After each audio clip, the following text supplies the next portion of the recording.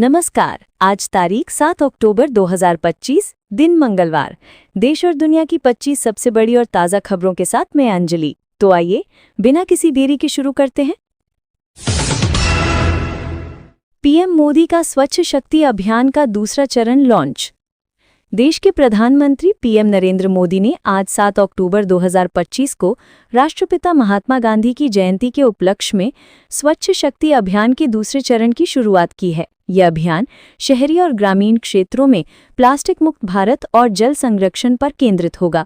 दिल्ली के विज्ञान भवन से उन्होंने देश भर के ग्राम प्रधानों और नगरपालिका प्रमुखों को संबोधित किया और अगले 3 वर्षों के लिए इस मिशन का खाका प्रस्तुत किया।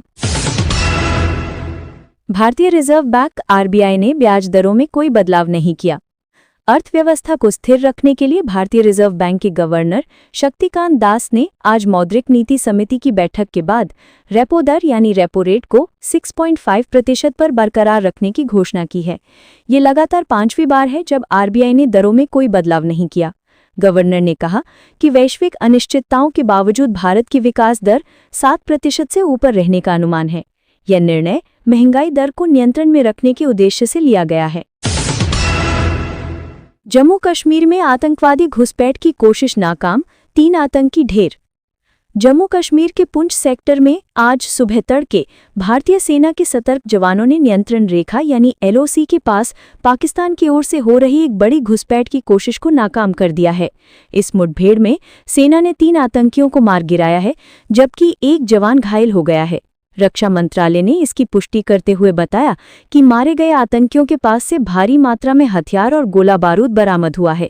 ये कार्रवाई पुंछ के मेंधर सब सेक्टर में हुई है। सुप्रीम कोर्ट ने डिजिटल निजता विधेयक 2025 पर केंद्र सरकार को नोटिस भेजा। सुप्रीम कोर्ट ने आज एक महत्वपूर्ण सुनवाई में डिजिटल निजता यानी प्राइवेसी विधेयक 2025 की संवैधानिक वैधता को चुनौती देने वाली याचिकाओं पर केंद्र सरकार को नोटिस जारी किया है। मुख्य न्यायाधीश की अध्यक्षता वाली पीठ ने सरकार से 4 हफ्तों के भीतर जवाब मांगा है। याचिकाकर्ताओं का तर्क है कि ये विधेयक नागरिकों के मौलिक अधिकारों और उनकी डेटा सुरक्षा यानी डेटा सिक्योरिटी का उल्लंघन करता है। ये फैसला देश में डेटा सुरक्षा के भविष्य के लिए महत्वपूर्ण माना जा रहा है। इसरो का शुक्रयान 1 मिशन सफलतापूर्वक अपनी कक्षा में स्थापित हुआ। भारतीय अंतरिक्ष अनुसंधान संगठन इसरो ने आज एक बड़ी सफलता हासिल की है। इसरो का बहुप्रतीक्षित शुक्रयान 1 यानी वीनस मिशन सफलतापूर्वक शुक्र ग्रह की कक्षा में स्थापित हो गया है। यह ऐतिहासिक पल भारतीय समयानुसार सुबह 10:30 पर दर्ज किया गया। इसरो के अध्यक्ष ने इसे देश के लिए एक बड़ी वैज्ञानिक उपलब्धि बताया है और कहा है कि ये मिशन अगले 5 वर्षों तक शुक्र ग्रह के वातावरण और भूभाग का अध्ययन करेगा। देश के 4 राज्यों में भारी मानसूनी बारिश का अलर्ट जारी। भारतीय मौसम विज्ञान विभाग आईएमडी ने अगले 48 घंटों के लिए देश के 4 तटीय यानी कोस्टल राज्यों महाराष्ट्र, गोवा, कर्नाटक और केरल में भारी से बहुत भारी बारिश का रेड अलर्ट जारी किया है। बंगाल की खाड़ी में एक नया निम्न दबाव का क्षेत्र बनने के कारण ये स्थिति उत्पन्न हुई है। आईएमडी ने मछुआरों को समुद्र में न जाने की सलाह दी है और स्थानीय प्रशासन को बाढ़ से निपटने के लिए तैयार रहने को कहा है। वित्त मंत्री ने छोटे उद्योगों के लिए नई ऋण योजना यानी लोन स्कीम की घोषणा की। देश की वित्त मंत्री निर्मला सीतारमण ने आज नई दिल्ली में सूक्ष्म, लघु और मध्यम उद्यमों यानी एमएसएमई को बढ़ावा देने के लिए 50,000 करोड़ रुपए की एक विशेष ऋण गारंटी योजना यानी क्रेडिट गारंटी स्कीम की घोषणा की है। इस योजना का उद्देश्य छोटे व्यवसायों को बिना किसी सुरक्षा यानी सिक्योरिटी के आसान दरों पर बैंक ऋण उपलब्ध कराना है, ताकि वे रोजगार सृजन और उत्पादन को बढ़ा सकें। ये घोषणा एक उद्योग सम्मेलन के दौरान की गई। दिल्ली में वायु प्रदूषण खतरनाक स्तर पर ग्रेप का तीसरा चरण लागू। राष्ट्रीय राजधानी दिल्ली में आज सुबह से ही वायु गुणवत्ता सूचकांक AQI 400 के पार पहुंच गया, जो कि गंभीर श्रेणी में आता है। बढ़ते प्रदूषण के मद्देनजर दिल्ली सरकार ने ग्रेप यानी ग्रेडेड रिस्पॉन्स एक्शन प्लान के तीसरे चरण को तत्काल प्रभाव से लागू कर दिया है। इसके तहत निर्माण कार्यों और आवश्यक सेवाओं को छोड़कर डीजल जनरेटर के उपयोग पर प्रतिबंध लगा दिया गया है। लोगों को घर के अंदर रहने की सलाह दी गई है। विश्व बैंक ने भारत की हरित ऊर्जा परियोजनाओं के लिए $2 बिलियन का ऋण मंजूर किया। विश्व बैंक ने भारत की नवीकरणीय ऊर्जा और हरित हाइड्रोजन परियोजनाओं को बढ़ावा देने के लिए $2 बिलियन अमेरिकी के ऋण को मंजूरी दे दी है। ये फंड भारत को वर्ष 2070 तक शुद्ध शून्य कार्बन उत्सर्जन के लक्ष्य को प्राप्त करने में मदद करेगा। विश्व बैंक ने एक बयान में भारत की जलवायु परिवर्तन के प्रति प्रतिबद्धता की प्रशंसा की है।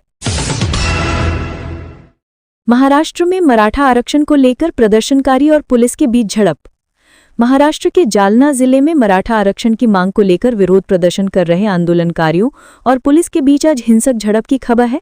प्रदर्शनकारियों ने एक राष्ट्रीय राजमार्ग को जाम कर दिया था, जिसके बाद स्थिति को नियंत्रित करने के लिए पुलिस को हल्का लाठीचार्ज करना पड़ा।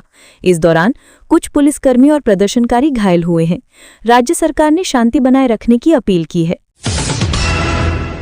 भारतीय पुरुष हॉकी टीम ने एशियाई चैंपियंस ट्रॉफी जीती। ओमान में आयोजित एशियाई चैंपियंस ट्रॉफी के फाइनल मुकाबले में भारतीय पुरुष हॉकी टीम ने आज देर शाम चिर प्रतिद्वंदी पाकिस्तान को 4-3 से हराकर ऐतिहासिक जीत दर्ज की है।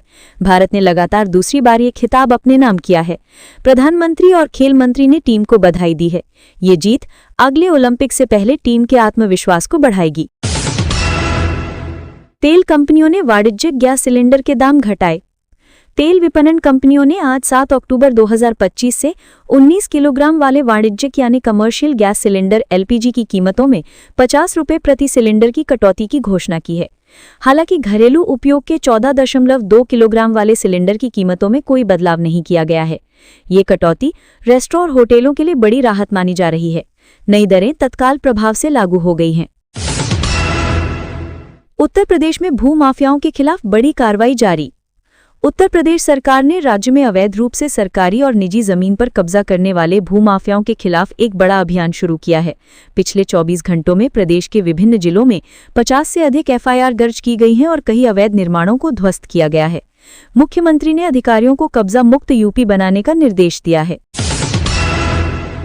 मुंबई अहमदाबाद बुलेट ट्रेन परियोजना को एक और बाधा पार। मुंबई अहमदाबाद बुलेट ट्रेन परियोजना को आज एक और बड़ी सफलता मिली है। National high speed rail corporation limited NHSRCL ने महाराष्ट्र के पालघर जिले में भूमि अधिग्रहण का 90% से अधिक कार्य पूरा कर लिया है। इससे परियोजना के निर्माण कार्य में और तेजी आने की उम्मीद है। रेल मंत्री ने निर्धारित समय सीमा के भीतर काम पूरा करने का आश्वासन दिया है। अफगानिस्तान में शक्तिशाली भूकंप, भारत में भी महसूस किए गए झटके। आज दोपहर करीब 2 बजे अफगानिस्तान और ताजिकिस्तान सीमा क्षेत्र में रिक्टर स्केल पर 6.5 तीव्रता का एक शक्तिशाली भूकंप आया। इसके झटके दिल्ली, NCR, जम्मू कश्मीर और पंजाब सहित उत्तर भारत के कई हिस्सों में महसूस किए गए। राष्ट्रीय भूकंप विज्ञान केंद्र ने पुष्टि की कि भारत में किसी तरह के जानमाल के नुकसान की कोई खबर नहीं है। स्वास्थ्य मंत्रालय ने डेंगू और चिकनगुनिया की रोकथाम के लिए नया दिशा निर्देश जारी। देश के स्वास्थ्य और परिवार कल्याण मंत्रालय ने मानसून के बाद डेंगू और चिकनगुनिया के बढ़ते मामलों को देखते हुए राज्यों के लिए एक विस्तृत दिशा निर्देश जारी किया है। इस दिशा निर्देश में मच्छर नियंत्रण, त्वरित जांच और उपचार प्रोटोकॉल पर जोर दिया गया है। केंद्रीय स्वास्थ्य मंत्री ने राज्यों से अपने अपने क्षेत्रों में एक विशेष जागरूकता अभियान चलाने का आग्रह किया है। तकनीकी क्षेत्र में भारत की AI नीति का ग्लोबल मंच पर स्वागत। भारत द्वारा हाल ही में घोषित राष्ट्रीय कृत्रिम बुद्धिमत्ता यानी AI नीति 2025 का संयुक्त राष्ट्र के एक सम्मेलन में वैश्विक तकनीकी विशेषज्ञों ने गर्मजोशी से स्वागत किया है। इस नीति में नैतिक AI और डेटा गवर्नेंस पर भारत के रुख की सराहना की गई है। भारत के सूचना प्रौद्योगिकी मंत्री ने कहा कि ये नीति देश को AI के क्षेत्र में एक वैश्विक नेतृत्वकर्ता बनाएगी। शेयर बाजार रिकॉर्ड ऊंचाई पर बंद, निफ्टी 23,000 के पार। आज 7 अक्टूबर 2025 को भारतीय शेयर बाजार ने एक नया कीर्तिमान स्थापित किया है। सकारात्मक वैश्विक संकेतों और मजबूत घरेलू अर्थव्यवस्था के दम पर बॉम्बे स्टॉक एक्सचेंज का सेंसेक्स 600 अंकों की तेजी के साथ 77,500 के रिकॉर्ड स्तर पर बंद हुआ। वहीं नेशनल स्टॉक एक्सचेंज का निफ्टी पहली बार 23,000 के ऐतिहासिक अंक को पार कर गया। निवेशकों में खुशी का माहौल है। दोस्तों, ये थी आज यानी 7 अक्टूबर 2025 की 25 सबसे बड़ी और ताज़ा खबरें सिर्फ ऑल इंडिया न्यूज़ पर। अगर आपको ये जानकारी पसंद आई हो तो वीडियो को लाइक करें, चैनल को सब्सक्राइब करें और बेल आइकन दबाना ना भूलें ताकि आपको हर दिन की ताज़ा खबरें सबसे पहले मिलें। फिर मिलेंगे कल की बड़ी खबरों के साथ। तब तक के लिए नमस्कार, खुश रहें और सुरक्षित रहें।